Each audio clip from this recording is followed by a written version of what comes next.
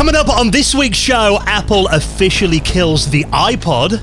Portal comes to the Nintendo 64. And we chat to the co-founder of Revolution Software, Tony Warriner.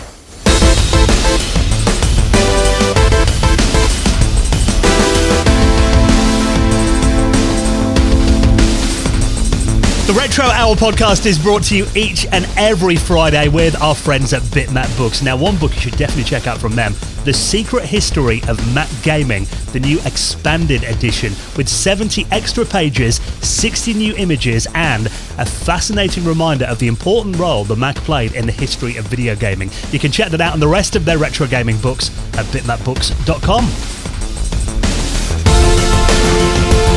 Hello and welcome to the Retro Hour podcast, episode number 327, your weekly dose of retro gaming and technology news with me, Dan Wood. Me, Ravi Abbott. And me, Joe Fox. And welcome to our favourite part of the week where we get to completely nerd out for the next hour-ish, all about our favourite subject, retro video games, of course, and we'll be bringing you up to speed on all the big headlines in the world of retro gaming from the last week, and of course bringing you a veteran of the industry. We have a guest on every single episode, so we'll tell you more about our incredible guest in just a minute. Nice of you to take yourself away from your Amiga DJing for an hour as well, Ravi, to hop on. I know you've got a pretty busy weekend ahead. I'm prepping because I'm going to be doing a battle, so I don't know, this might be the first Amiga DJ battle in history, but it's at the Southwest Amiga Group, and this is a pretty cool event. Workbench 2022. It been delayed before because of COVID, but this event's quite big. You know, you get about 100 people there, and people are all meeting up. They're showing different projects. You know, the guys from Retro Games Limited are there, and they're going to be showing their A500 Mini and doing like a presentation on it as well. So there'll probably be some more info and like a kind of show and tell there. And I'm going to be DJing Hoffman, who is the actual creator of the DJ software that we're using. So I think he's going to kick my ass. I've been preparing tunes and I'm nervous, and it's going to be live streamed as well. So we'll put a link in the show notes so you folks can check that out. How do you decide who wins the battle then? Is it because I don't normally decides? I think so. Right, okay. I think it's going to be like we have a little section each, and we play our tunes, and then the audience kind of votes on it. And I don't know if we get a prize. I want a prize, but even a chocolate bar would be good. The pride is the prize. The pride, yeah. So not that you're using your massive audience on this podcast every week to your advantage and telling every Retro Hour listener to come online and vote for you. If it was a virtual one, we could spam it, couldn't we? But you have to be there in person, yeah. So you're doing that this coming weekend on Sunday, yeah? On Saturday night. Saturday, so actually okay, tomorrow, yeah. If you listen to the show when it comes out on Friday, we'll link that up on our socials, and I'll stick it in the show notes as well. You've been actually out and about again this week. Went to the Birmingham gaming market for the first time. Yeah, I did. It's not the first time, the second time I've been to that one. It might have even been the third time, but yeah, it's the second one since COVID, since lockdown and everything like that. Second one in Birmingham, but yeah, that was really fun. I need to stop spending so much money. But it is really cool. I go with my friend Jason, and like it keeps happening. Like, oh, you Joe from the Retro Hour. Like I say keeps happening, but it keeps happening when I'm with Jay, and it's really nice. I'm always like, oh yeah, I'm kind of thing. Like, nice to meet you, etc. This particular person didn't tell me their name, unfortunately, but he's just like, are you paying these people? Like, it's crazy, but it's just like, look, it's like-minded people. We're at a retro games event. Were they in a Brummy accent though? Are you Joe from the Retro Hour? No, there wasn't. But no, it was really, really fun. It's just great getting out, and just seeing people and talking to people and saying, even people who aren't fans of the show and stuff, but just seeing familiar faces, talking to the vendors who are always there and stuff. So it was really, really cool to get out. But it was missing battling Amiga DJs, I must admit. That would have been really cool. Everything needs battling Amiga DJs to make it better. Yeah. So yeah, very busy summer ahead. Lots of stuff going on. Of course, we'll keep you up to date with where we're going to be over the coming months as well. Let's get into this week's show, though, because we've actually got an incredible guest. Interview that me and Ravi did last night, actually, with that Tony Warriner. Now, he was the co-founder of Revolution Software. And, we've done episodes about, Beneath a Steel Sky, a couple of episodes about that. But God, Beneath a Steel Sky, me, I'm a huge point-and-click adventure game fan. And I'd rate that game up there in my top 5 of all time. Just an incredible game. Well, they were a great adventure software company, and kind of Laura the Temptress was a huge one, and then Beneath a Steel Sky, and then it went into Broken Sword later on. And it was a really kind of unique period where they were changing from floppy disk format, and they were getting into CDs, so there was stuff like voice acting that was getting added. But also, like, Tony's got a really big history with Charles Cecil, who we've previously had on the podcast, who was the other founder of Revolution. And, there's just some fantastic stories about, like, programming in the early days, the relationships between companies as well, and Telecom Soft and stuff, the Darling brothers, and there's just a lot of history and connections in this interview, and it's a really interesting one. And I think, like you said, we've had Charles on the show, but it's always nice to kind of get the other side of the story, because that's the thing we say. We often get people who've maybe worked for the same company at similar times, but you generally find that you get a completely other side of the story, and it's much more rounded picture, isn't it, getting someone else from the same company? Yeah, and it's nice, and it's kind of like, how did you guys meet, and then how did you develop together and work and end up kind of building into this great company? And he's actually got this book coming up, From 8 Bits to Revolution, and we're going to talk a bit about that. And this is a really interesting interview. I'm sure you guys are going to like it. Yeah, so Tony's coming up on the show in around half an hour from now. Before then, of course, every week we keep a beady eye on all the stories that are happening in the world of retro gaming. And we actually have a little, I've got a Facebook tab where every time I see something, I just click on save. And then end of the week, we've got a nice little collection. We all do that. And obviously we have a Discord as well where our listeners kind of dump stories in there too. So if you ever spot anything you think would make a good news story, join us on Discord. Because I don't think we've talked about Discord on the show for quite a while now, have we? No, and it's quite good. Like, we have different sections in there as well. And we have like the backers chat, and we have a new one, which is the music channel, which Kat demanded. And it's pretty cool having the music channel, because you can just like share some cool tunes, and there's a lot of like similar culture and stuff that goes with video games as well. Yeah, so this is one that a lot of people posted in our Discord, and a headline that's been everywhere over the last week, that Apple has finally officially retired the iPod. Now, there is an article on techradar.com they put the subheading in there, the iPod plays its last track. Now, of course, we're not talking about, the old scroll wheel iPods that got discontinued, probably about 10 years ago now, I think, didn't they? But we're talking about the iPod Touch. Now, I must admit, I didn't realise they even still sold the iPod Touch. Yeah. I know a lot of people that got iPods because they didn't want kids to have phones and have that kind of phone connectivity, but have the iPod and have something that they could play with. And it was a cool kind of device in that way.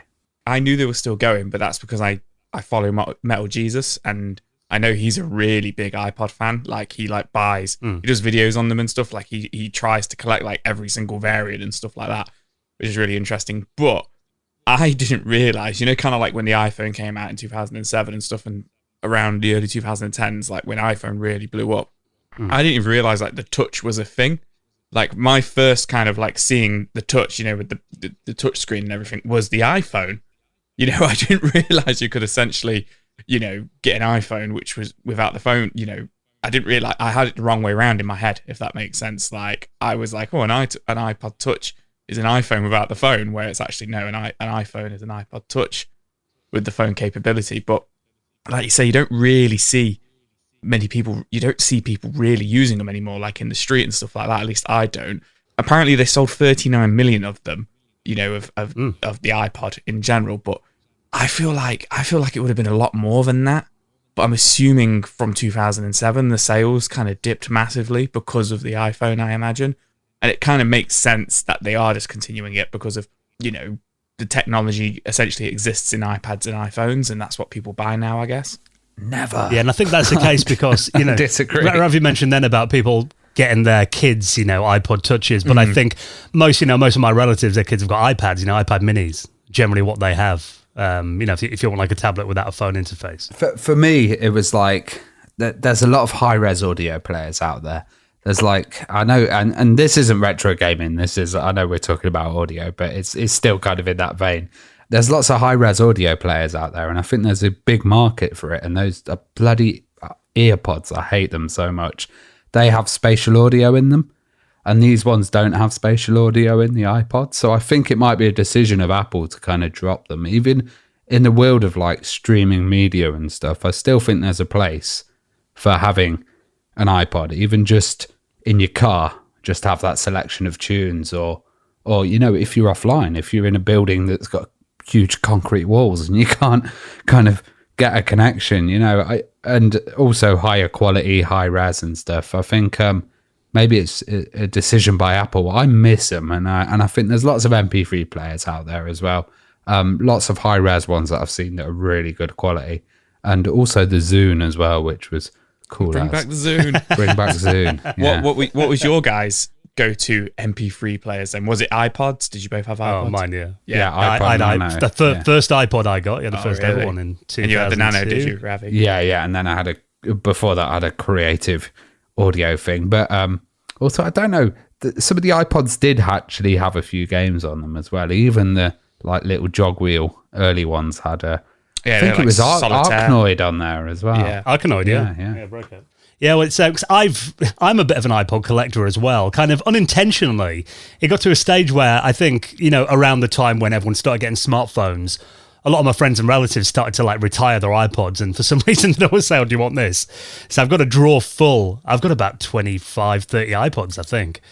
I think I did actually get them out on our patrons hangout once. I was going through the drawer and just kind of pulling out any ones I could find. And yeah, the first ever iPod, I actually got a new battery for mine. And I did start to use it again a couple of years ago, just, for a bit of novelty. But I must admit, even though I've got all these MP3 players, I know you said, Ravi, it's quite nice to have your own music collection in your pocket, but I must admit, I don't really find a situation when I'd use it anymore. I mean, even in the car, I've got, an in-car Alexa, and I've got a USB hub in the car, so I can put a USB stick in, if I want to play my own audio. Like a little time machine, though, like picking one of the old iPods, charging it up and going, "Oh my God, I was listening to this." And then straight away, you're kind of taken back to that time period. It was not particularly retro, and it was on my iPhone, but that kind of happened to me today. So I was coming home from work in the office, and me and my wife share Spotify, and I put my Spotify on, and it instantly started playing Disney lullaby songs because it was quite late, so I knew she was putting my daughter to bed. So I was like, okay, I can't listen to Spotify, so I'll go on my iTunes. And I started using Spotify about 6 or 7 years ago. So I haven't downloaded a song on iTunes in like 7 years. And it was such like a nostalgic flashback to like my life in my early 20s kind of thing, like what I was listening to then. So I would love to fish out one of my old iPods or something, or one of my old MP3 players, and see what I was listening to. Mine was full of video game music as well. So yeah, I had quite a few like game soundtracks in there and stuff. And I do like the idea of kind of modifying and stuff, but I just want to keep it going, like the streaming. Or I'm not the what was that fan. thing? It was Rockbox or something. I remember modding an iPod to run like Linux or something years ago. Yeah. And now you can run like on the 7th generation, the new ones, you can play Fortnite. So oh wow, they're still kind of pretty all right for gaming and stuff. But it seems that Apple, just the phone dominates, doesn't it? Absolutely dominates. So they're probably just like, let's just go with that. The end of an era, though. I mean, that brand just changed the world, didn't it? 21 years ago when that initial iPod landed, just what a revolution. And I think really the company, the product that you could thank for kind of saving Apple and really pushing them to where they are today. Really, it was the start of all that, wasn't it, in the early 2000s? Yeah, absolutely. So, For me, it was really what kind of like put Apple in my mind, if that makes sense. Like, before that, it was just, the colourful computers, like geeks used them, and all of a sudden, the iPod came out, and it was cool, to have one and listen to music on the go and stuff like that, like especially like for my school and stuff like that. So 100% agree with that. And they totally stole that advertising campaign from Amiga. When they had the like silhouettes and the people listening and dancing, that was like, the Amiga demos back in the days when you had the silhouettes. State of the art and stuff. Yeah, totally. Yeah, so I mean, there is actually, you can watch on YouTube, I think it's called Apple Music Event 2001. If you search it on YouTube, you actually see Steve Jobs introducing the first iPod. Such a low-key event. It's literally like in a conference room at Apple's HQ, probably around like 40 people in front of him. You know, massive difference compared to just a few years later up there on stage at like WWDC, getting streamed around the world and all that kind of thing. So, yeah, the humble beginnings of the iPod are quite interesting to look back on. So if I can track that down, I'll put that in our show notes as well. And rest in peace, iPod. Now, something else that's been around for what feels like forever that we're not going to be able to buy anymore is an EA FIFA game, because it turns out after almost 30 years, EA is officially ditching the FIFA brand. You say that like the three of us buy FIFA every year. I like when you were like, we won't be able to buy it. I get it. FIFA. I get it. I know. A lot of people do. I was going to say, I know what you're saying, our listeners, we don't buy FIFA. But yeah, I've read the article and I really, really, really tried to get my head around it. I don't understand what FIFA is. Okay, I just thought it was the name of the game. So FIFA is like the governing board of football, right? Okay, thank you. That makes sense now too. So EA, who has the EA Sports division, has to buy all the licensing for the club names, for every single player to have them in, the likeness for the players as well, you know, like all their faces, all of this. All of that branding is like done through FIFA. And it's all licensed to FIFA. Yeah, and it always has been. And that's been like, back in the days when you had games like Sensible Soccer and stuff, people would, just put made up teams in, but also they would put teams in and there wouldn't be like, the strictness about it and the chance of getting sued and stuff. But now it's all FIFA. And they basically had the renewal of the license. So the renewal of this license, and FIFA wanted more than double the amount of money for it. Yeah. And $1 billion apparently for one World Cup cycle, which is 4 years. Yeah. So to have the rights to the World Cup and all of those kind of teams and stuff. And EA decided, no, we're going to go separately. And I guess they're going to kind of go and say, we're EA. And, do we have permission to have your team on there, or sort the licensing themselves and start their own sports game, which will pretty much probably be exactly the same engine and stuff. Which is EA Sports FC. But the problem is that FIFA, they started adding all these crazy stuff like NFTs and all of this. But we're the retro hour, so we're going to talk about like the retro FIFA and stuff. and like, my memory of it was there were lots of little games. There were like Micro Pro Soccer. There was Sensible World of Soccer. There was Kickoff. There was ISS Pro, which was another one. International Superstar Soccer. And they all got destroyed by FIFA. FIFA ended up dominating, and it was just that continual release, constant upgrading of the technology. It was kind of like GTA, how GTA just kind of upgraded with the technology and the style. And I just remember it as like when I was a kid, we'd be playing FIFA and there was this one version, I think it was FIFA 96 or something, and it was basically the referee could only give you a red card if he actually came to you. I've played that one. He can only give you a red card if he catches you, and you can just run around forever, can't you? Yeah. And he's just chasing you. I love it.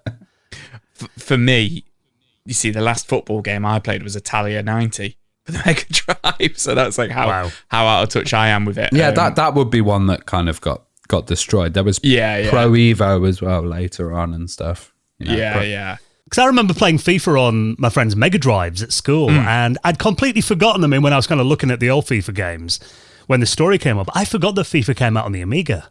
Yeah, it came out on a Amiga on the consoles. It was an EA thing, EA were with the Amiga, back in the day. So yeah, and I was watching a video of it, and it's kind of like, because they're all that kind of isometric kind of side-on view, weren't they? That's what made it different from a lot of the overhead football games. Yeah, like a Kickoff and it was the realism. It was always the realism that they go for. Where something like Sensible Soccer, that's fun.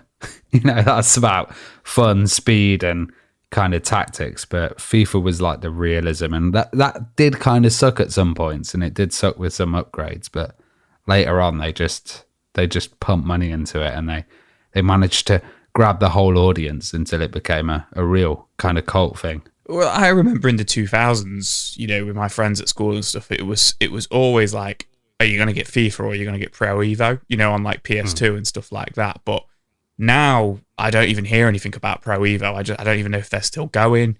It is literally just FIFA. Yeah. It is literally just FIFA is the dominant like sports game, I think it's just literally left loads of like dead football brands. IPs and stuff, and just looking at the list of platforms it's been on, it's like it was on the Gizmondo, it was on the N-Gage, there was a DOS version, GameCube, 3DO one was Saturn, Java. So, I know we're going off a tangent here. We're going more into football than retro, but if there's now going to be EA Sports FC, how are they going to buy the rights if they're not doing it, or do they just buy the rights through FIFA still? You know what I think FIFA are going to do? I think they're just going to go to another developer. They've already said they are. Yeah. So there's already been a bit of a war going on. It's going to be the new war, which will be the EA Sports FC versus FIFA. Yeah, well, they said the other day, I can't remember who it was, but there was a spokesperson from FIFA who said there will be a new FIFA game coming out. I think they're trying to find like a new studio to make it, and that will be the official FIFA game, he was saying. A lot of comments saying, they wonder who they're going to get to do it. It could turn out to be really bad, but yeah. And it's such huge news that I was sitting there watching the news at 10, and the news at 10 suddenly went, FIFA brand is over. I was like, what? This is a main kind of news story, but I guess it's so big and so significant, but yeah, I can see them totally going to Epic Games or someone and creating a new FIFA that's all licensed. Or I remember playing, like I said, on the Mega Drive. I think the last version that I could actually probably play of FIFA was on the 3DO. After that, I go around friends' houses and they've got a PlayStation 5 and they'll be like, oh, do you want to play FIFA? And I'm like, if we have to, because I'm not into football. But I don't know who I am on the screen. I'm looking, I'm like, which one am I then? It kind of got a bit... one of the PS3 FIFAs I played at like pre-drinks in like 2013, and my friend beat me like 40-0. Like, and I was just, I don't even know what I'm doing, and like they all thought it was the funniest thing ever. Oh, Joe the gamer, and I'm just like, I don't even know which one I am on the screen. Like, you handed me a controller and not told me.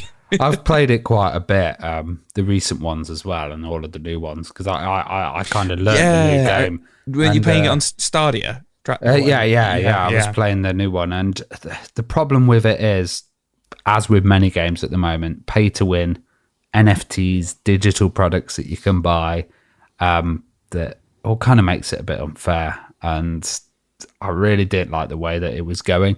And you get that with so many franchises nowadays where, you can spend all this extra money and earn bucks and dollars and all of this stuff. And it just wasn't my kind of game. I'd play it solo. I wouldn't connect with anyone online. I'd, just stay in my own world away from all of that kind of stuff. Stick to the Mega Drive version, Ravi. Yeah, exactly. You can't get a pay to win on a cartridge. You know what it does mean, though, now that there's going to be no more EA FIFA games? Does that mean, like, charity shops are suddenly going to run out of games in, like, 10 years? Run out of FIFA games that are dusty on the shelves, maybe. They'll be using it as, like, roofing and stuff. I've tiled my house with old FIFA 2009 for the Xbox 360. Because there were so many versions. It came out every year. And every console. Do you remember FIFA Street as well, which was another one that they did on the... I think that was on the Dreamcast, and they had a whole like street football thing, and they tried to... I think it was PS2 as well, I remember all that. Totally tried to change it, Yeah. It was definitely, there's not many, I can't think of any other franchises in, video games history that's been on that many platforms and has lasted that long, 30 years. That's incredible. So big change coming up in football games. So we'll keep an eye on that story. And if you want to check out this article, reminiscing on some of the classic ones on Eurogamer, I'll link that up in our show notes at theretrohour.com.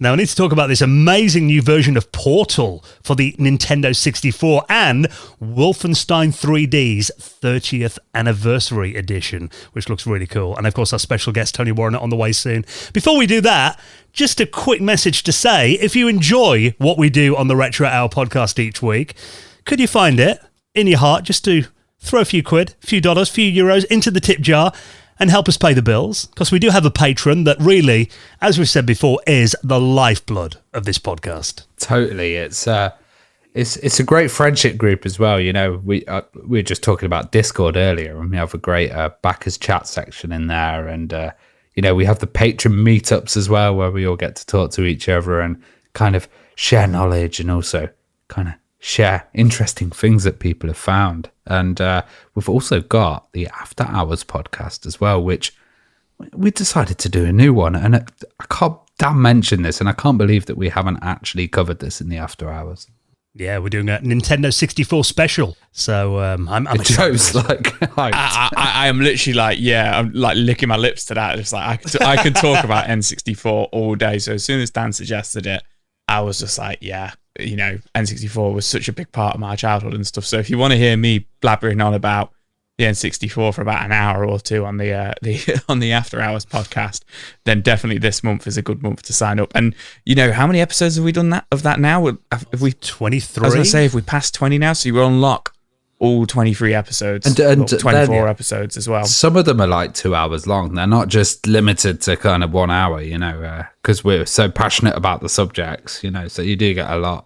Yeah, we go through our top 5 games on each system as well, don't we? It's always so much fun doing the system episodes of the After Hours podcast. So if you want to get access to that, if you're a gold member or above, you get that every month. You also will get invited to our Patrons Hangout that's coming up this weekend on Sunday when Ravi's back victorious from his DJ battle. You'll be in a celebrated mood, I'm sure. Hungover. Probably. We're doing that this coming Sunday evening from 8 p.m, so it would be incredible to see you there. You also get the normal podcast ad-free. You get it early some weeks as well, if I can get the editing done in time. You also get extra content in there. We do a few extra stories just for our patrons each week. But really the reason that you're doing it is just to make sure that we can keep the lights on, keep the bills paid as well, and make sure that a new podcast comes out every single Friday for, you know, what can be as little as I know it's a cliche in the world of Patreon, but it could be as little as a cost of a cup of coffee, you know, once a month to help this podcast continue. And of course, for making a contribution into our Patreon, you will find your place in the most prestigious high score table in the world of retro gaming, and that is Hall of Fame, the Retro Hour Hall of Fame. And a big thank you to our latest supporters.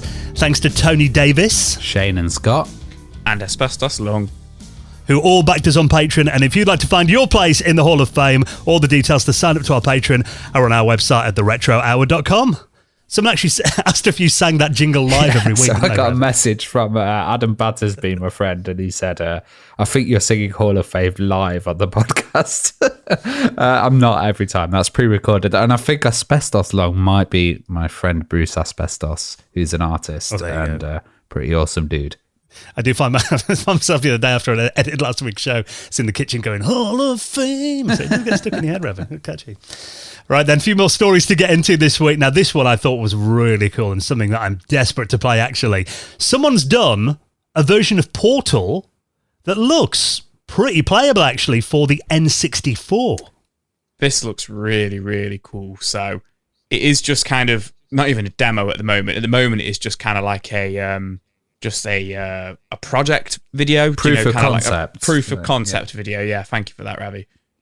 So this comes from a programmer, James Lambert, who has been essentially porting Portal to the N64. But what I really want to make clear, and what he wants to really stress and make clear, is this isn't like a retro version of Portal that looks like an N64 version. This is actually running on N64 hardware. Like, he is developing it on N64, like, you know, programming software, and then running it on the N64. So at the moment, it's, you know, not playable for the public or anything like that. But like I say, proof of concept, it looks really, really, really cool, and it's clearly Portal. And you know, the first thing that he wanted to do is, you know, on the video, is he made it clear there's no sound effects in there. There isn't even any animation on you firing the portal gun. It is literally, you just fire it, you just pull the trigger and it just appears, the portal on the wall. But the reason it's like that is it was just, he wanted to see if he could actually get the Portal engine to work. Because obviously he's built this engine from the ground up. He has built the engine himself. He's not using like Mario 64's engine or, you know, Banjo-Kazooie's or anything like that. He's had to build the engine from scratch. And essentially, he wanted to just see if the technology would work like that, if he walks through the portal, it will work like it does in the modern, I say modern, but in the 2007 PC Xbox 360 game. And it did. And not only did he get it working, he also got it so that when you look through the portal without going through it, you do see, how you would in the original game, like you see into the room. So if you put the portal in front of you and then behind you, you would see the character kind of thing. He's actually got that all working, which is really good. At the moment, he's got... And you can do it four levels deep. 4 levels as well, deep, which is amazing. It's limited to 4 levels deep at the moment. Which is a lot. Yeah. So he's said that he's definitely going to carry on with it and carry on making it. So I'll be really interested to see, if he can get it, because in the actual original game, when you shoot the portal like starts off small and it grows bigger, really quickly. So it'd be really interesting if he can get it like that and stuff. But it looks good as well. It looks like a really nice N64 game. So really, really cool one to keep an eye on. Yeah, because I remember being obsessed with that when I got it in Orange Box on the 360. It's one of those games that when you kind of figure out... I think I booted it once and I was like, I don't know what I'm doing, and I turned it off. Then another time, I kept hearing how good it was. And when I got into it, though, I was completely hooked on that game. Great story. I love the music, but even the mention of the word portal makes me motion sick. And the idea of it on the N64 is like, oh God. It's just with the lower frame rate and stuff. Oh God, yeah. It's quite interesting because Giles Goddard, who was one of the programmers at Nintendo back in the day, Nintendo legend really, and he mentioned that when they were putting together Ocarina of Time, they actually did like a tech demo of Portals then, obviously back in the late 90s. So it is something that the N64 was kind of always capable of, I guess. But yeah, this looks really cool, and I mean, it's just something that I hope it kind of develops into a more fully featured game that we can download and play on the N64. Because when you think about it, at its heart, I guess Portal is a pretty simplistic puzzle game, really, isn't it? It's but there's a physics and everything that makes it, I guess, complicated to do on classic hardware. I was going to say, there is that really good video on YouTube by that guy, Dan Wood, who goes on about how the N64 was actually a powerhouse. There you go, a little plug for you. Supercomputer. So, it doesn't surprise me that it can do it. And, that other developers have kind of reached out and said, like you say, doing it on Ocarina of Time and stuff like that to see if it works. So it's cool that it'll do it, but it is interesting to see if he gets a full kind of game going or if it's just one level. Do you know what I mean? He's said that he's going to have to reduce the amount of portals that you can do, but I reckon that would probably lead to some redesigns of levels, or maybe using the simpler levels, or like the ones with the less amount of stuff in there and using other dynamics. Yeah, I think what we might end up with in the end is like a 6 level or 10 level, like simple kind of like mode. Like, he won't necessarily port the levels from the original game. He'll just make some small levels himself, maybe. I think that's what will happen. I can't see it being a full port in the end just because of I just can't see it running or fitting. Do you know what I mean? I mean, obviously it'll be on like an EverDrive or on a ROM or something, but for it to actually run on N64 hardware is going to be a tough job, but also a massive labour of love. You know what, though, as well? Because, I mean, I love Portal 1 and Portal 2, and it's made me realise saying this, we haven't had a new Portal game for 11 years now, which means that's such a big series. It kind of feels like it's long overdue, like Portal 3 or something. It's the whole Valve can't count to 3 thing, isn't it? Yeah, exactly. Yeah, so it is good for Portal fans to have something new to play, though. So hopefully we'll see this coming out for the N64. A game that celebrated a big anniversary this month, and obviously a legendary game. Talk about industry changes. Wolfenstein 3D celebrated its 30th anniversary on May the 5th when that game first came out back in 1992. I remember seeing that. I mean, I've talked about how I used to randomly go to Ryman's The Stationers, a stationery shop, to see all the cutting-edge new PC games, quite bizarrely back in the day. I do remember playing Wolfenstein in there, though, and Doom, and just been blown away at that game when I first saw it. But now, 30 years later, some fans have actually made a 30th anniversary edition of Wolfenstein 3D. Yeah, this edition looks pretty good, actually, because it's supported on DOS. So, you're going old school, but it's also supported on SDL. And SDL, if you don't know about it, it's Simple Direct Media Layer. And it basically means that it can be worked on different hardware and operating systems. So Amiga OS supports it, later versions. And the kind of PowerPC ones are Riscos, Haiku, Linux. So, there's a lot of options for this. And I think it's quite cool, these mods being released and like a lot of extra content. Yeah, I mean, they've actually done, it's a fan-made, unofficial expansion pack for Wolfenstein 3D. So they've got 30 new levels in here, which is massive. 10 levels in each new episode, 2 new guns in there as well. And also, I think this is quite a useful feature they've put in the game too, an auto map for orientation purposes. Because I'd often find that with, because Wolfenstein is very much a maze game, isn't it? And I don't know whether it's just the way my brain works, but whenever I play games that involve mazes, I generally end up getting lost and getting really annoyed at myself. Yeah, I mean, I get lost with a map even in the early Doom games. So I don't know if one on Wolfenstein 3D would help me that much, to be perfectly honest. Yeah, the problem with Wolfenstein is a lot of levels look very similar. And there's all the secret doors and stuff like that in it as well. But, I mean, if you get to blow away Hitler, I'm sold. Robot Hitler. Mecha Hitler, isn't it? Yeah, I think he was removed in some versions, but then in other ones he was allowed. So he's going to be in this one because it's a mod, isn't it? So, it's got to be. So this looks loads of fun, and it's just dropped now as well, so you can download it for free. And only 961 people have downloaded this so far, so get on this. I'll link that up in our show notes at theretrohour.com. Now, before we get into our chat this week with Tony Warriner, the co-founder of Revolution Software, talking about some classic adventure games, let's give a big thank you to this week's sponsor, and that is our wonderful friends at ExpressVPN. Now, obviously, we've all got our phones with us at all time, and I don't know about you, my iPhone is by far my most used computer, my most used internet device. The scary thing is that we all know this, deep down, that your phone collects so much data. Your phone carrier can record all this as well and spy on whatever you're doing. And, some carriers like Verizon in America have even admitted that they're doing this. They say it's so they can get a better understanding of your interests. But in reality, we know what they're doing. They're collecting this to sell to advertisers. So, not everyone's comfortable with that. Some people don't mind. But thing is, if you want stuff like, the sites you visit and what you've been up to online to be your personal business, then why don't you check this out? ExpressVPN. Now, Ravi, you're our resident, privacy advocate. You have been as long as I've known you. And ExpressVPN is a service that you've used for as long as I've known you as well. Oh, totally. Like this, it was essential. I recently went on holiday to America for a month. And before I could get my kind of contract sorted, I was connecting to so many Wi-Fi networks in airports, random hotels, totally unsecure places, really, just to get that kind of connection and get some data.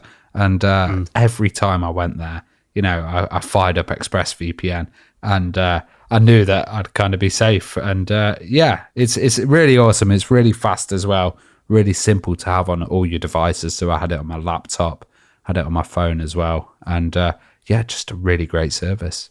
Yeah, and it's dead easy to use as well, isn't it? Literally tap a button. So simple. You just select the country you want to be and connect. And I could also watch stuff from the UK whilst I was in America at a really fast speed.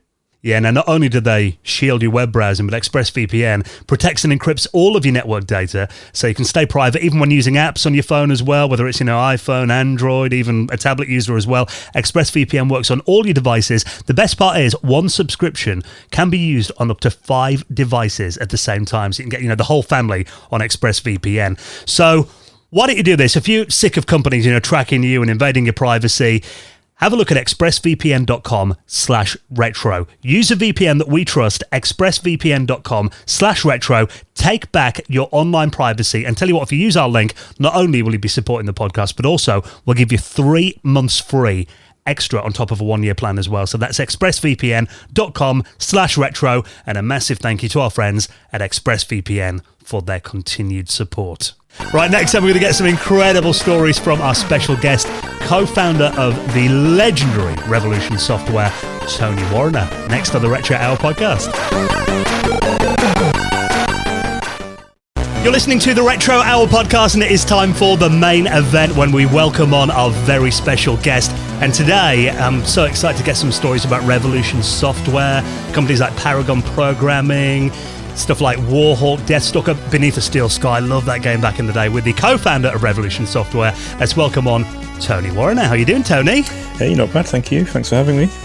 Yeah, really appreciate you joining us. Now, before we get into those stories about these incredible companies that you've worked for, and also, your own book that you're working on at the moment that I hope we can announce, and maybe give that a bit of a plug at the end of the interview as well. It's always quite interesting to kind of go back to the start of our guests' kind of careers and what got them interested initially in the video games industry. I mean, do you remember when you first saw a video game? What first got your interest started? Yeah, absolutely. I mean, it was a ZX81 a friend of mine got, and we were all sort of playing with electronics, building crystal radios and stuff like that, which was kind of whatever it was, late 70s, and suddenly the ZX81 popped up, and I didn't quite understand what it was, because you couldn't really, you saw these adverts that started appearing, and was it a business thing, or was it like a sort of a home hobby type? No one was quite sure what it was, because we'd never seen a computer before. But a friend of mine got one, and I sort of pedaled over and had a look at it, and it was like mind blowing. This thing, it just did all sorts of different things, and you could make your own thing, make your own programs. It was just mind blowing, because it was just so much more dynamic than the electronic type things we were playing with. So from that moment on, I was totally hooked. I was wondering, was that your very first experience of programming then, and what other stuff were your peers doing at the time? Well, as I say, I mean, I was looking at electronics as something that could be interesting, and building something seemed quite exciting, but electronics was hard.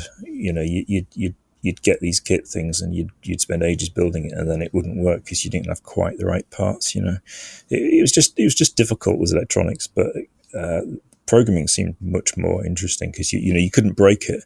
You'd type some lines in and it didn't work, but that was just a bug, and you edited it and fixed it, and then it iterated, and it was so much more dynamic than electronics. So first time I did that was on my friend's ZX81, and then I think we found some BBC micros at school. They were like hidden. School didn't know what to do with them, so they hid them away in store cupboards, and we found a couple of those and used to lark around on them at lunchtime, So I did a lot of BBC Basic.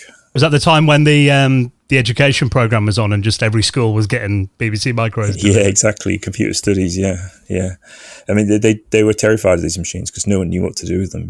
They gave them to the maths teachers and said, right, it must be maths, so you guys are in charge of computer studies. And a few of us kids, like myself, we knew a lot more than the teachers did, and that terrified them even more. Well, I remember you mentioned those small kits. There were quite a few of them around. I used to have like an electronics kit when I was a kid, but I remember the radios were a huge little thing as well. Did anybody have like kit computers as well, or was it all kind of just the made ones? You could actually buy. I never saw. I didn't see one or know anybody who did it, but you could get a ZX81 in kit form and literally solder it together yourself, and it was like, I don't know, £5 cheaper or something.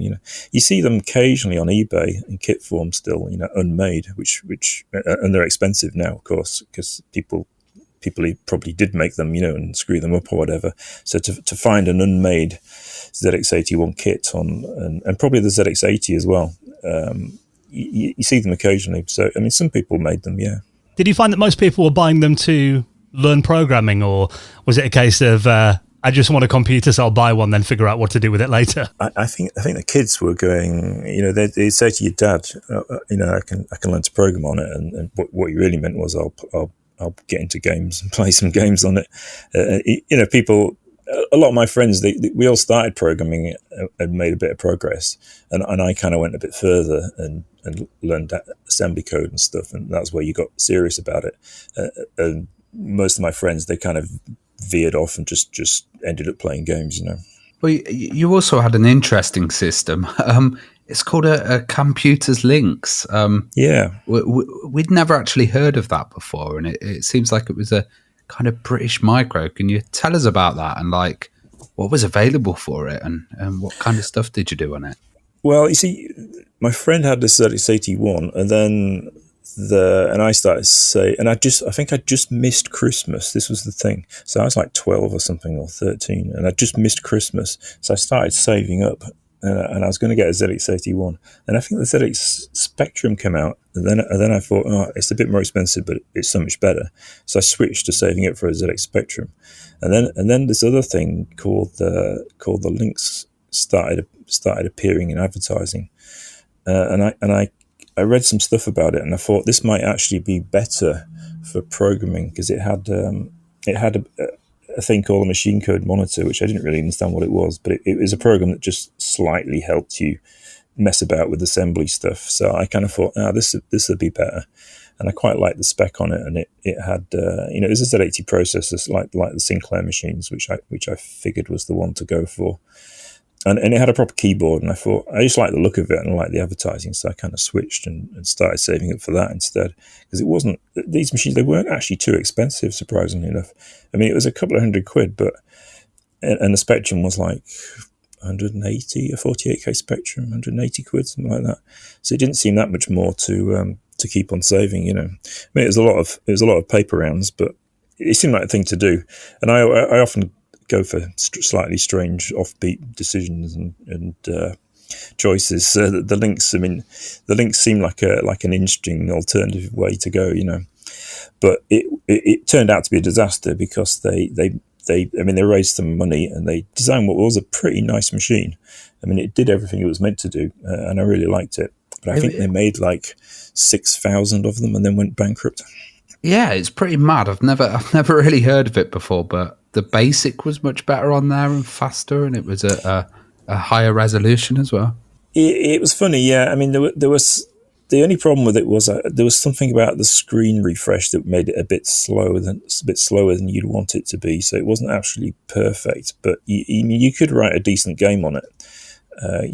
Sprites and stuff you could do. I mean, it wasn't much more powerful than the Spectrum in truth, but it was, the keyboard was a lot better. It didn't have that funny keyword system that Sinclair liked.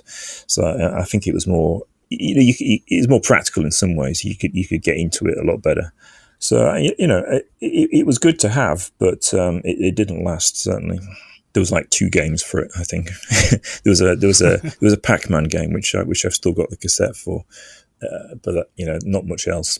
Was that why you decided you wanted to make your own games then? Just a lack of software, or what kind of got your interest there to start programming games yourself? It's just I don't know. I just like making things, and the possibility was quite exciting.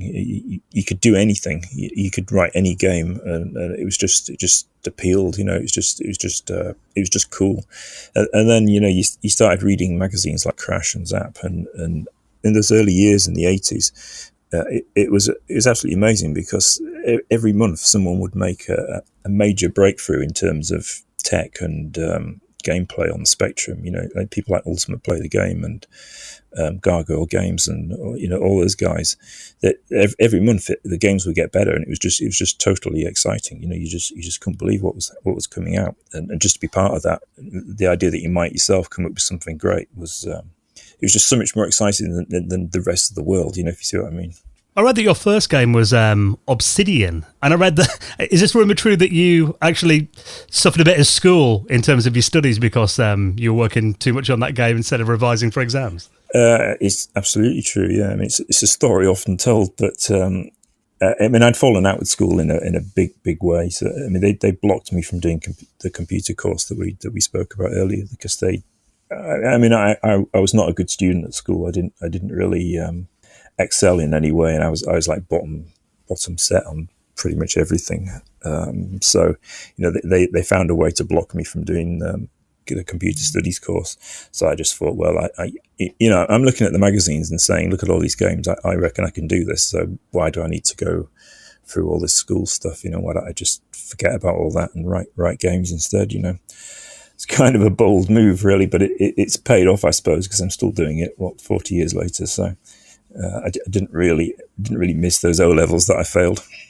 Well, how did you end up meeting Charles and getting involved with Arctic? Well, I switched once the Lynx had gone down. I then saved up again and got an Amstrad CPC 464, which was. Ultra perfect, it was amazing because it solved all the problems with screens and graphics, and it was a lovely machine. And then disk drives came out for it, so you could seriously, you could much more seriously develop stuff and not have to save things on tape and go through all the disasters that would entail. So you could really get into programming properly on the Amstrad. So, this was like 1985, I suppose, and I just started writing this game while the exams were on, and finished it sort of in the late summer. And then, what you did was you made your demo and you put it onto a load of cassettes and sent it off to all the publishers. My mother looked through the local Yellow Pages and saw that there was a company called Arctic, which was about 20 miles away from where we were. So she said, well, send it to these guys, because if they're looking for people, you might go work there, which is exactly what happened. So, I posted it off to Arctic, and I got a letter back a few days later from this guy, Charles Cecil, who said, come and have a chat to us, because we like the game. And the rest is history.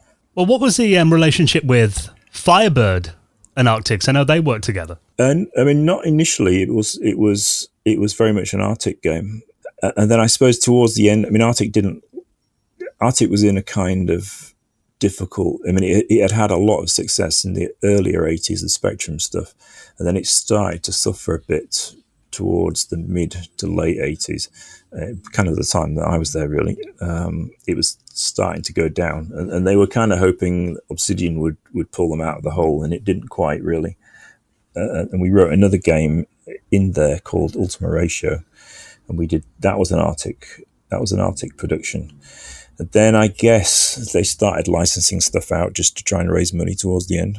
But there was a lot of weird things going on, and Charles said, I've had enough of this, and he formed Paragon Programming, which the task for that company was going to be to do porting work for US Gold and people like that. And he said, come and work for this company. So me and the other guys there, we all jumped ship from Arctic and went to work for Paragon.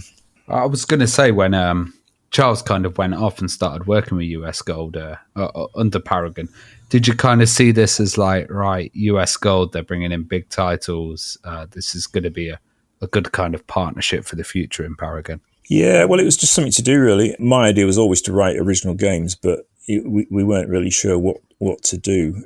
And Charles said, look, this is a good opportunity, and we'll earn some money doing this, and then we can think about originals when we've got some money in the bank, So we did like, I think I probably did two or three games at Paragon, and it was actually doing pretty well, but too well in a way, because US Gold then turned around and said, well, Charles, you're doing all our ports for us. Why don't you come and actually be development manager in Birmingham and run the show, So, Charles said, yeah, that's not a bad idea. So he went off to US Gold, and I sort of was left kind of scratching my head a little bit. So and that company was down in London, so I trained it back to Hull and embarked on a bit of freelance work for a while.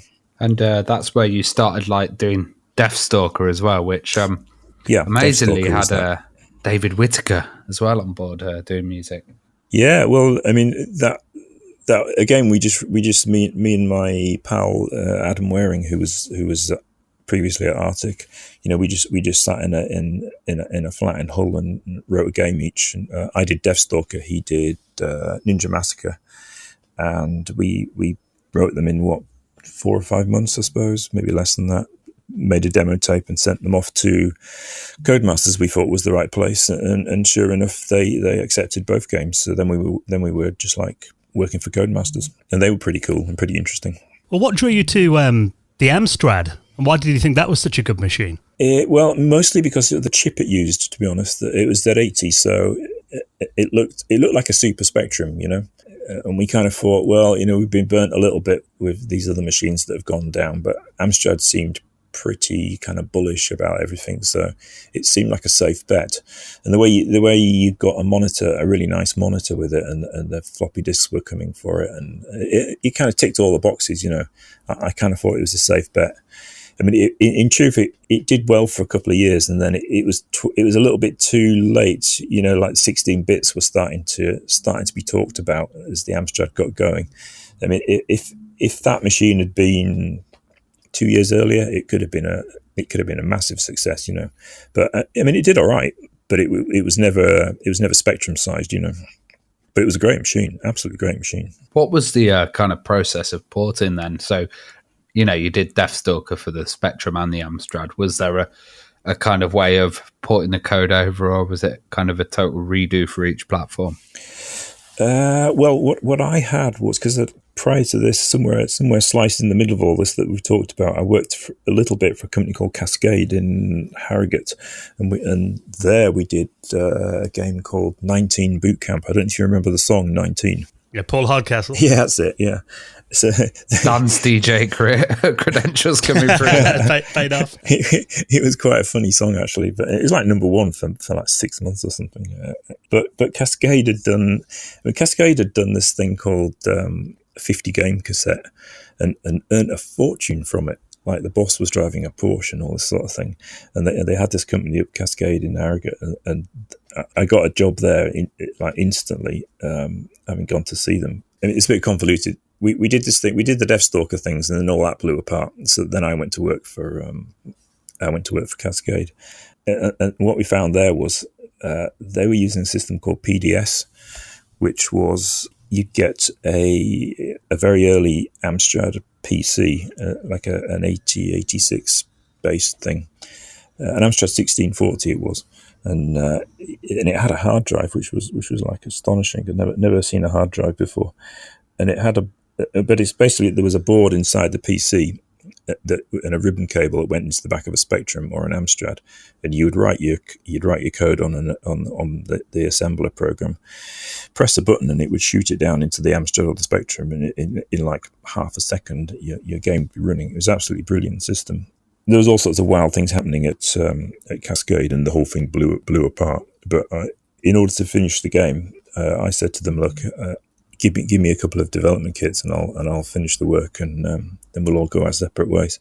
So I finished this game for them, and I came out of it with 2 dev kits, and that's what we used to write Deathstalker and Ninja Massacre. And I mean, it was largely the same code, to be honest. I mean, you had Spectrum had a different screen and kind of input methods, but the games were largely the same thing, slightly different graphics, but it wasn't too difficult to make the same game work on both machines. I don't remember a problem. I don't remember it ever being difficult, you know. We interviewed the Olivers, and, you know, they were doing Codemaster stuff, and they said they used kind of exactly the same method. Yeah. Of kind of firing it down. So maybe it was like standardized in that part of the industry then? Yeah, I mean, anybody seriously writing Commodore 64 or Spectrum was using PDS. There were a lot of pirating of those boards as well. There was a lot of dodgy PDS systems floating around, I think, including a few that I came across, but because they were too expensive, basically. So people were building their own boards, you know. But again, that was a great system, and I've not since worked on a system that was as good to use as PDS, because it was so fast. You know, when you're doing like porting to different systems, I mean, is there kind of obviously advantages and disadvantages of working in machine code? I mean, having different processors. I mean, what's kind of the process there? Well, I mean, the thing is, you're either 64 with a 652 chip, or you were a Z80 target, and if you were Z80 as I was then, you 95% of your code would be the same for Amstrad or Spectrum, and then you'd probably have a little thing in the. I honestly can't remember how we did it, but you'd probably have some sort of decision point in the code where you'd either say this is the Spectrum version or this is the Amstrad version, and if it's the Spectrum one, then this is how you draw a sprite, and if this is the Amstrad version, then you use this code instead, you know, and you would toggle which the target was, and it would change the program and fire it down, you know. That's pretty much it. It was pretty simple, really. I was wondering, you did a title called Arcade Trivia Quiz, and that. Oh yeah.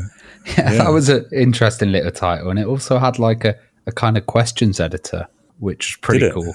Yeah, like a kind of add-on. Did you see any versions that people have made or anything? And what's the kind of history behind that title? The history of that title is quite funny, actually, because that was going to be a Codemasters game. That's where we fell out with Codemasters. They turned a bit strange, because we did Deathstalker and Ninja Massacre, and then they really liked those two games, and they did quite well with them. And then they didn't really work with us on what we would do next. So we kind of came up with some ideas, and they didn't like them. And then we thought, we don't have any money. The way it worked was there was no advances, and you'd write a game, and then it would go off to market, and there'd be quite a gap between you sending off the final master tape and actually getting any royalties, because the royalties would be every 3 months, and there'd be like 2 months prepping the like manufacturing tapes and all of that stuff. It was quite a slow process. So you'd write a game, you'd have no money whatsoever. You'd write a game, send it off. They'd say, okay, that's great, we accept it, it's going to go off to publishing. But you wouldn't see any money for 4-5 months, something like that. So we were all absolutely skinned with our dev kits and wondering what to do next. So we thought, we'll do one of these pub trivia, because there was these machines in the pubs where you'd play the trivia questions like Trivial Pursuit, but on a arcade machine type thing. We'd been playing these things down the pub. We thought, why don't we just do one of those, and it'll be so easy, because all you need is questions, and then the front end is like super simple. There'd be nothing to it, we could do it in a week or something, So we had this brilliant idea. And first of all, we couldn't sell it to Codemasters, and then they backtracked slightly on the whole thing and decided it was their idea, and that we couldn't do it. So we all fell out basically. They did their own. If you look at Codemasters' back catalogue, they actually did their own version, which is what they threatened they would do. It was all very strange. We couldn't understand why they didn't just get us to do it. So there's 2 versions. The one we did, which went to Zeppelin Games up in Newcastle, and their version as well, I think. And they did a Fruit Machine one as well. So they did a pub trivia, because everything was simulator in those. Everything was a simulator at Codemasters. So they did a pub trivia simulator, I think, and a Fruit Machine simulator, and we did ours that went to Zeppelin. But once it went out, I mean, that was the end of it. I never got a penny for it. I don't think they sold any either. I mean, you never see it on eBay or anything. I think I have a copy, but that's as far as it goes. Might be really rare now. It might be worth a lot on eBay. It might be, yeah. Well, like, I heard that you guys looked at some Sierra titles before, and what did you kind of think of those Sierra games? Yeah, well, Charles said, come and let's get together, and I'll tell you what it's about when we get there. So two of us from Bytron, this company was called the Aeronautics people. We basically didn't know what Charles wanted, but we thought we'll see what he has to say. So we drove up to the very northern tip of North Wales, where Charles's family has this little cottage thing, and we met there. And Charles had a PC unloaded from his car, and he said, "Look at these." And we had Leisure Suit Larry and a King's Quest game, and we spent like a day playing those games. And Charles was saying that down at Activision, we handle the UK publishing for Sierra, and these games do pretty well. Could you write the same thing? Could you write the engine? And we looked at it and said, yeah, it looks all right. It's just sprites, and stuff. So we said, yes, we can do that. So Charles said, okay, go away and think about it and play about with the tech, and we'll get back together again in a few months and see where we are. So he had an interest in adventures, because he'd done a series of them at Arctic much earlier, like Adventure A, Adventure B, Adventure C. There might have been a D as well. So he already had an interest in adventures, but then he saw them again in the graphic adventure form at Activision, and obviously he knew all about the market because they were selling them, so that they had all the intel, So that was where all of those things came together. I mean, he knew me, that I could program the games, and he knew the market. He had an interest in adventures, so all these things came together, and that was basically the beginning of Revolution. And obviously around that time, I mean, Lucasfilm Games were one of the leaders in adventure games as well. Maniac Mansion, Monkey Island, Loom, games like that. I mean, in terms of like the technical side of it and the way the games worked, for a couple of years, it felt like they were still kind of figuring out how to do user interfaces and that kind of things. Did you take much inspiration from those games then, or how did you kind of figure that out yourself? Yeah, I mean, we looked at how we could do something better from a technical point of view, and we kind of had this idea of maybe a series of screens at once, like trying to get a whole world running at once. I mean, I quite like the Gargoyle games like Thunderak and Marsport, where you kind of had this simulated world going on. So I was thinking that, could you do an adventure game where it was a whole world running at once? And Charles was quite interested in that as a way to kind of advance the genre and do something that these guys weren't. And we also went down to it was something like a Micro Fair, if you remember those, or it may have been a PCW show, and we went across to the Level 9 stand when they still did that kind of thing, and they were showing a game called Raj, which was doing exactly that as well. It had like several screens all running at once, so people were walking in and out of the current location, and that kind of gave us the idea that what we were thinking about was the right thing, because if Level 9 were thinking about it, then we kind of felt that adventures were going to kind of move that way, which turned out to be completely wrong. But all these things happened at once, and it looked like that's what we should do to try and get a sort of tech advantage. I mean, in truth, with adventure games, you didn't really need a tech advantage, but the sort of culture of writing games was that every game would be technically better than the last one somehow, like more sprites or more colors or some fancy effect. There was always a technical gain that people were looking for. So, running the whole and the world, magazine reviews focused on those a lot of the time as well, didn't they? Oh, they really did. Yeah, it was all how does it use the machine? How does it advance things? So yeah, we could have just written a normal adventure game with a single screen and made a really great game, and it probably would have been fine, because you could have just had great graphics and a great game, and an adventure game would have been okay.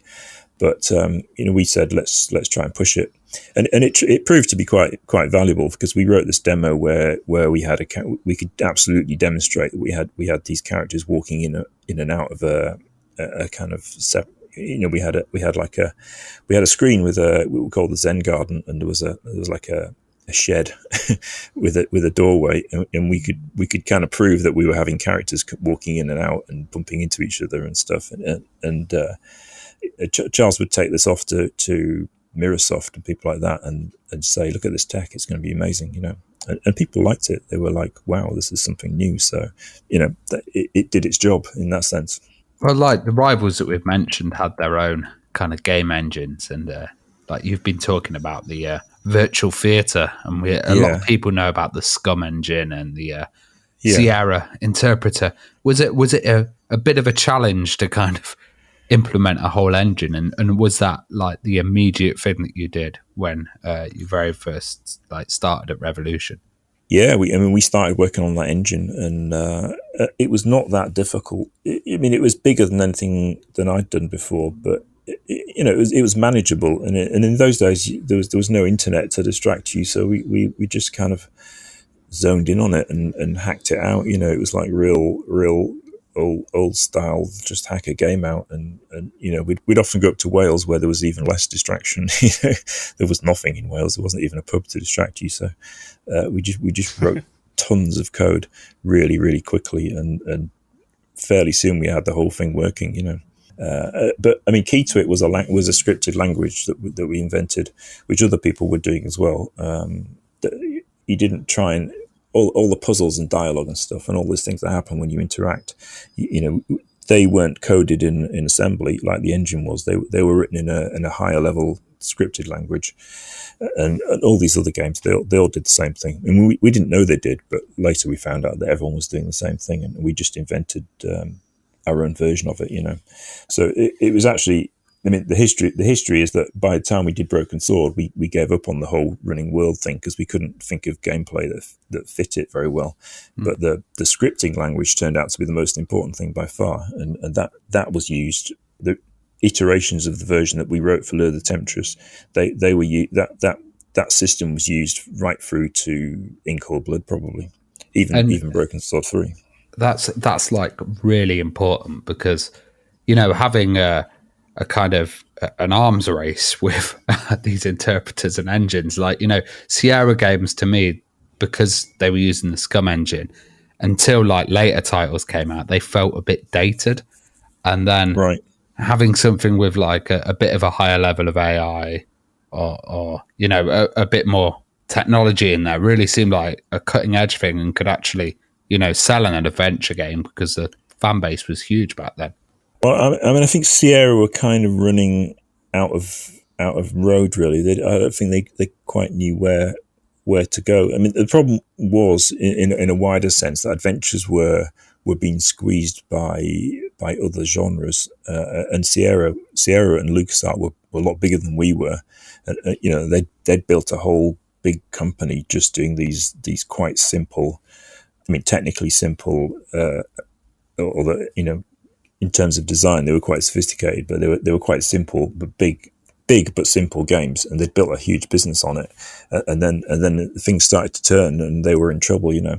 Revolution was a bit smaller, so we ended up sort of ducking and diving and being pushed this way and that into slightly different genres when it got really tricky for adventure games. But yeah, you could see them all kind of going into like kind of film stuff. So like, obviously Sierra had the crazy FMV stuff, and then you had like Day of the Tentacle and stuff like that on the LucasArts film, and that was kind of moving more away from the traditional point and click, but still, addressing that group. Yeah, I mean, I thought Tentacle was a genius piece of work. I mean, it doesn't get the respect that it deserves. People don't really talk about it much, but Tentacle I thought was brilliant. That's when I felt they really stepped up, and like Full Throttle as well was a really interesting one. But we'll just go back to Laura the Temptress, because back then, like, Monkey Island was a absolutely huge title on the Amiga. Did you guys want to try and kind of get into that market and also have that humor around it? Well, we saw ourselves as being in the same market. We were doing Broken Sword when Monkey Island was around. So, we kind of, in the end, were thinking it's LucasArts in the States and us in Europe, which was true for a very short period of time. We always thought, it goes right back to when we looked at King's Quest and stuff. We thought those American games were a bit too slapstick for us. We wanted to do something a little bit darker. So if you look at like Steel Sky, it's quite the backdrop to the game is quite dark and serious, and the humor is at a more immediate level. So it's full. All our games are full of humor, but it's not.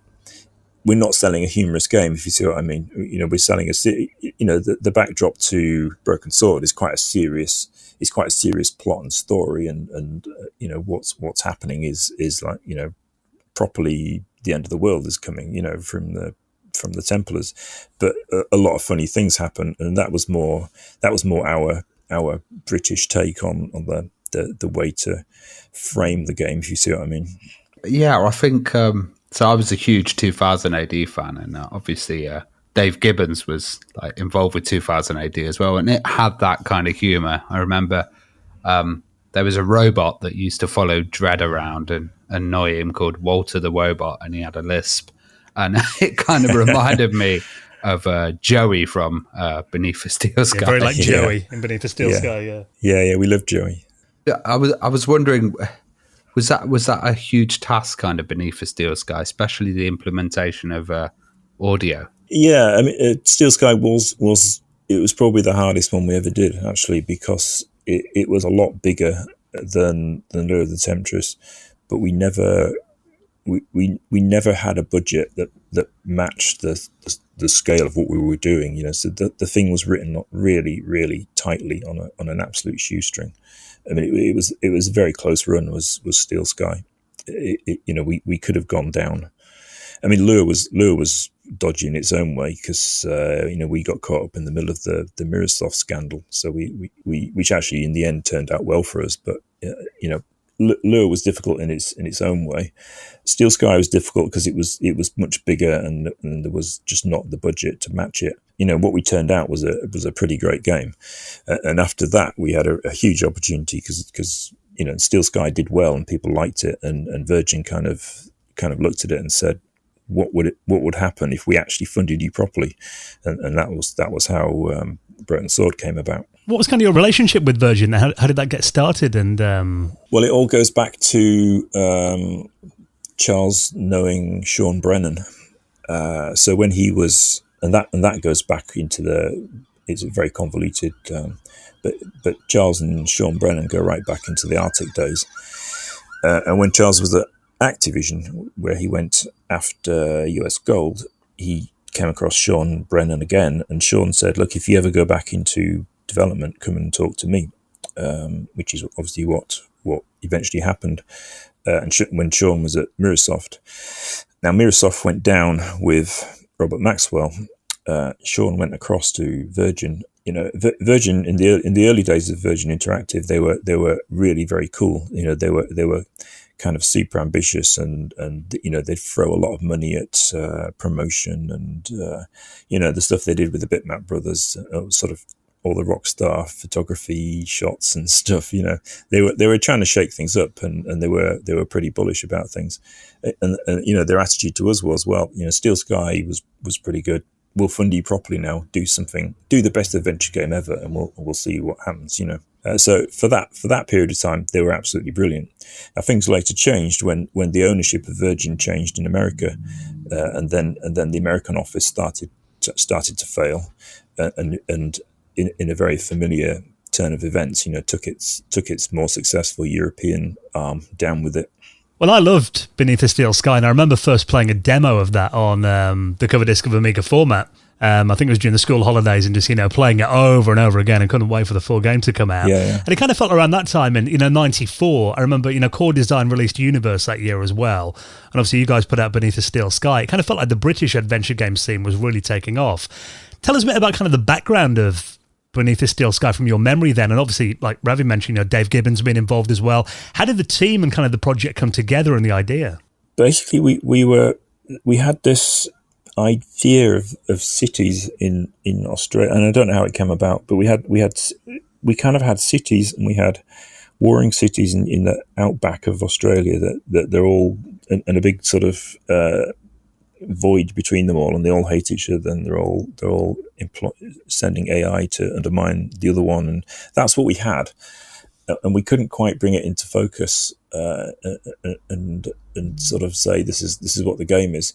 So Charles sent myself and Dave Cummins, who wrote a lot of the dialogue in those days, and was absolute genius at it. I mean, a lot of the humour came from Dave. So the two of us got sent to Wales again. And told not to come back until we had a coherent game design. So we drove up to Wales, messed about for like 3 or 4 days, and then we suddenly realised we only had a day left, and we had to go back with a design document for Charles. So we kind of just sat down and blitzed out a design of what would happen from start to beginning in Beneath Steel Sky. And I was basically writing it on paper, handing the sheets to Dave, who typed them into the Mac. And we did this for like 8 hours solid. And at the end of it, we had basically a pretty good design document for Beneath a Steel Sky. And then it was safe to go back. So we got in the car the next day and took it back to Charles. And like probably quite a lot of that original design that we just kind of, it's just like kind of an outer body experience, just like shit, we have to type something, you know, so type and what we came up with was not bad, actually. So a lot of it survived, and a lot of the characters came through, and amazingly enough, I actually found the notes, the handwritten notes that I did for that back in 93. I've still got them, so I'm gonna scan those and put them in the book, and anyone that can read my handwriting can check it against the eventual game. But I'm amazing. There's quite a lot of it that actually survived. So, you know, I was quite pleased about that. It's really interesting because it was at a period of time when kind of floppy disk technology was still being used, but CD-ROM seemed to come in favour. I think it came on 15 discs originally. It came on, Amiga one. It came on. It was more like 14 discs, but there's a funny story where we actually, during development, we forgot about disc 13. So the game came on discs like 1 to 12, and then it skipped from 12 to 14 and 15. You know, and as you play it, it asks you to please insert disc 14 or whatever, and we suddenly realized there was the disk missing. So we didn't want to change the program at all, so it's sort of like the data moved down in all the tables and stuff. So all we did was change the text message and that it pops up. So when it should be saying please insert disk 14, we changed it so it said please insert 13, and then we just we just renumbered the disks. So there's actually a missing disk. I think it's 1 to 14.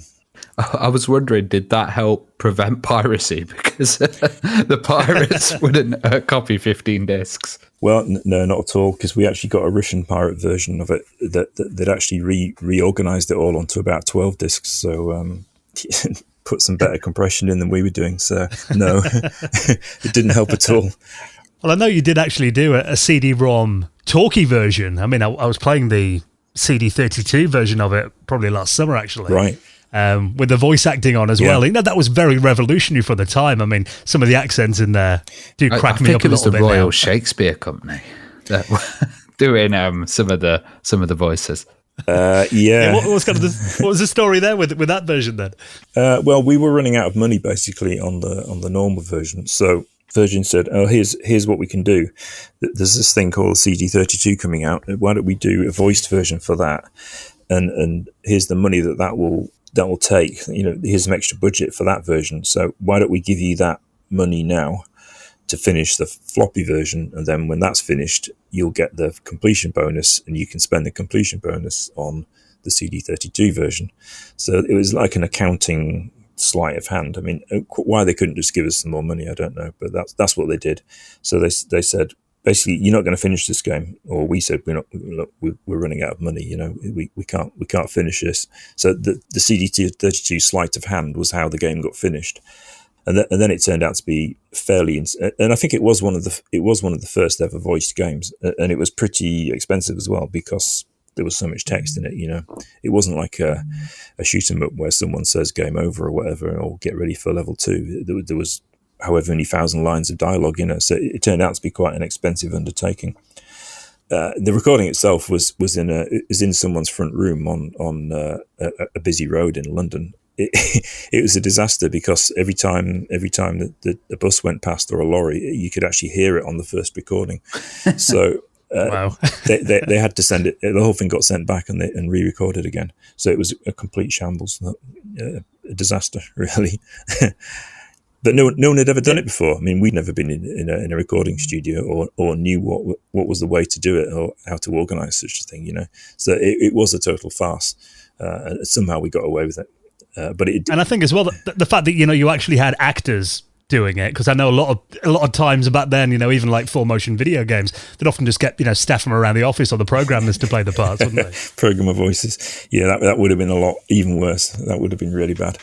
It's not bad actually, is it? The final one. I mean, the voices aren't bad at all.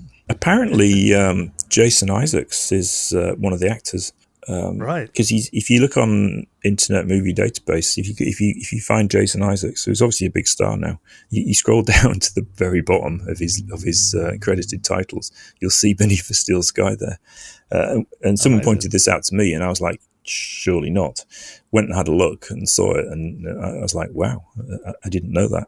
So I wrote to him on Instagram saying, hey, Jason, you don't know me, but apparently you starred in our video game back in the early 90s. Do you remember it? But he hasn't replied. I was wondering, that kind of CD-ROM, did that open your guys' eyes to creating Broken Sword and then a much bigger experience, but also was there any Beneath the Steel Sky 2 stuff that happened? Was it ever considered? Certainly CD-ROM, yeah. I mean that once you see it, once you get your like hard disks and floppy disks, once you see that technology, you realise that everything's going to shift very rapidly. So I mean, Broken Sword was always going to be a CD-ROM game or a two CD-ROM game, as it turned out. As to what we did next, I think long before Steel Sky was finished, Charles and Sean were talking about the Templars, and I think they just got chatting over dinner one night about Templar stuff, and Charles got interested in it, and because I think Sean had read the Umberto Eco book, I think that other book, Holy Blood, Holy Grail, was starting to be a thing back then. So all of those things happened at once, and Templars was where we were going to go. And at that point, we just forgot about Steel Sky, because it was so eclipsed by what Broken Sword was and what Broken Sword became. It was many years later before we started thinking, this is something we should go back to because we actually own the rights to it. We always started with a new engine, really. I mean, the script system would come across, and that was about it. I mean, and that system got improved quite considerably for Broken Sword. The rest of it was new, and it was also Broken Sword. I sat down at the beginning of it and said, "What about all the virtual theatre stuff? Are you guys gonna have this open world?" And Charles kind of looked a bit sheepish and said, "It's time to give up on that stuff." And at that point, our engine became effectively the same as what LucasArts or Sierra had. A single location, a UI and scripts and stuff, and so it was actually a simpler engine than the previous ones. Steel Sky's engine is more technically sophisticated in some ways than Broken Swords because it has to do more. Do you think we'll ever see, or is there a kind of there's a Scum VM which kind of runs it in a virtual machine, Scum engine, and there's Residual as well, I think, for LucasArts Interpreter. Do you think we'll see a virtual theatre one? I think Scum VM can run all those anyway. It does do, yeah. Revolution games. Oh, it does. Yeah. My knowledge of Scum isn't as good then, yeah. What do you think of people then playing these kind of older titles on modern systems and still yearning for them? Well, it's a great thing. I remember when Scum VM wrote to us and said, "Can we have your source code?" And in those days, you tended to be, as now really, you tended to be quite protective of things like source code. So it was quite a big ask in a way. I couldn't see any reason not to give them the source code and keep the games alive, because and this would have been Broken Sword era when they wrote to us, and I kind of saw it as a way of bringing Steel Sky back to life, because I still sort of had the idea that in future that it would be cool to do a sequel. Everyone else had forgotten about it, and they were like, Broken Sword is the thing, and of course it was. But I wanted to do a Steel Sky sequel, so I saw Scum VM as a way of bringing the game back to life and keeping it alive, and I couldn't see a downside given it wasn't really being sold anymore. So I actually got buy-in at Revolution and sent them the source code, and they ported it over, and we always did end up giving them the source code. So they've got both Broken Sword games. I think they have In Cold Blood. I'm not sure. They might have In Cold Blood as well. But yeah, Scum VM, it's a great project. We always supported them.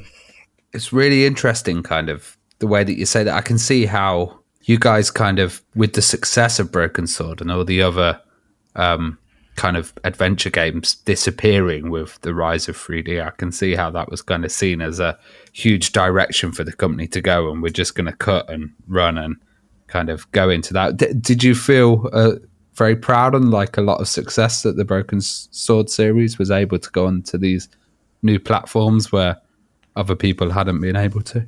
Yeah, and Broken Sword, it was bigger than anyone expected, really. We had a feeling it was something quite good, but you never know until those first reviews start coming in, and it's still, Broken Sword is still a thing today. You can go on the Facebook group and there's people chatting about it. It was much bigger than anyone thought it would be, because when we were finishing Broken Sword 1, Virgin, who were at that point going the wrong direction, their new people there were telling us that Adventures were dead and forget all about it, and we're never going to make our money back on Broken Sword 1, so do a really cut down sequel, please, and we might recoup. They were quite unpleasant about Broken Sword even before it came out, and of course now it's seen as a classic game, But we never thought back then that it would come back on GBA and iPhone and iPad and all the places where it's available now. We never in a million years thought that sort of thing would happen, you put it out on the PC and the Amiga, and 6 months later, its retail life is over, and that'll be the end of it. That's what we expected. Yeah, I heard it. Well, Charles told us in his interview that basically it was really hard to get any kind of promotion for Broken Sword, and without getting it on a few demo CDs and a few demo discs for the PlayStation, it wasn't driven commercially, whereas the users and the gamers actually really enjoyed it and pushed it. Yeah, I mean, it's just one of those games that people like, and word of mouth keeps it alive. So it was never like the publisher at the time, they were obsessed with Resident Evil, which it obviously sold a lot more at full price, and they would just, everything was Resident Evil. They were just crazy for it, and they were looking at Broken Sword and saying, "This is just not as cool." It's just not as cool. Can you do something like that? We want action and blood, and what's all this intellectual Templar stuff? It's too much. It's too smart. Yeah, it's just it wasn't rock and roll enough for them, by the end. But a lot of these people that were very rude to us back in those days, a lot of them go around now saying, "Oh yes, I was involved with Broken Sword. That's one of my early works. I guided that product and saw it through." It's quite funny, really. Rewriting history. Yeah, history's always been rewritten. There's a lot of that around the Broken Sword, and who worked on it and who did what, and all the rest of it. You mentioned before about having these ideas for a sequel to Beneath the Steel Sky, and obviously we got Beyond the Steel Sky in 2020. I mean, were you involved in that project then? I was involved in early design, and then not beyond that, so not the production. Okay, yeah. Where did the idea for that come from then? Getting that franchise back after all that time? Well, I mean, the thing was we owned the rights to it, which was actually quite something, because the publishing industry, what they were about was taking your intellectual property rights away from you in return for funding. So not many people from the early days ended up owning their own stuff, but we did own both Broken Sword and Steel Sky. So I guess after Broken Sword 5, the feeling was, we could, the logical, it was either another Broken Sword, and people, if you've just done 4 years as it effectively was on Broken Sword 5, it's like, can we do something else, So it seemed like at the time was right to have another look at Steel Sky, because people were talking about it again. It was never quite as widely known as Broken Sword was, but I think people were coming to it, and the Scum VM version, and the fact that if you were a player of Broken Sword, you might say, what else can I play? And people would say, have a look at Steel Sky. It's not as good, but it's still pretty cool. So, I mean, it never died, and it started to get its own little niche as a cult classic. And we figured there was a bit of interest, and it could be something that we'd be able to bring back to life. Well, I know you do. You've run a blog on Tumblr all about your Revolution development days. So I'll link that up in the show notes as well. But obviously, you're turning this into a more fully fledged project. You're actually going to be doing a book about these tales, aren't you? Yeah, well, it's just about finished. All this stuff. The reason I can speak about it with some confidence is that I've spent the last 6 months researching it and building a timeline of what happened when, and who did what, and all the rest of it. I just figured that it was time to do it, because you go back to 1990, and it's quite a long time ago now, and people are starting to forget it. Some people are actually dead.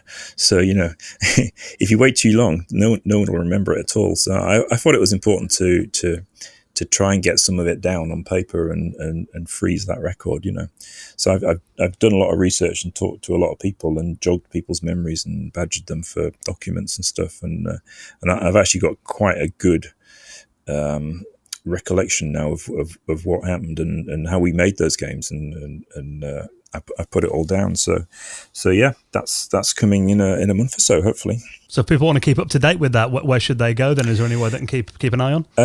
Well, I mean, it'll when it hits Kickstarter or however I do it. Obviously, Twitter is a good place. I'm on there, or there's TonyWarriner.io. I think I have a mailing list on there as well.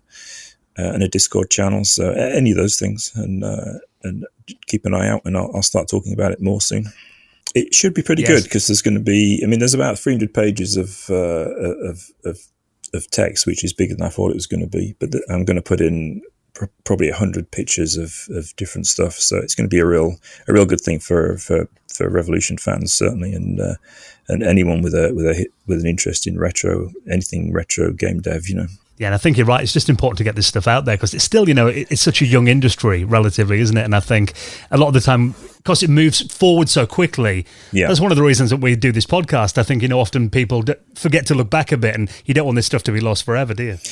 Yeah, and I think it's also people are interested in it now. If you went back to, I don't know, you went back to 2010. I mean, some people are interested in it, but not as much. I think the whole retro gaming and going back into 8-bit, there seems to be much more serious interest in it now than there used to be.